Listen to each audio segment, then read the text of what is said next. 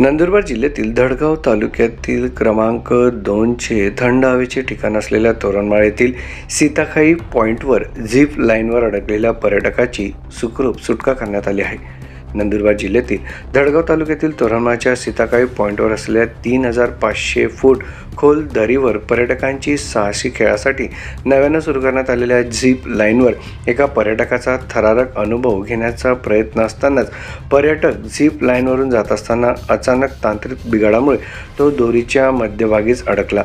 यामुळे परिसरात काही काळ मोठा थरार आणि घबराहट पसरली होती. मात्र घटनेचे गांभीर्य ओळखून झिप लाईनच्या सतर्क कर्मचाऱ्यांनी तत्परतेनं मदत कार्य सुरू केले. अतिशय कौशल्यानं रेस्क्यू ऑपरेशन राबवून या पर्यटकाला अखेर सुखरूप बाहेर काढण्यात कर्मचाऱ्यांना यश आलं आहे.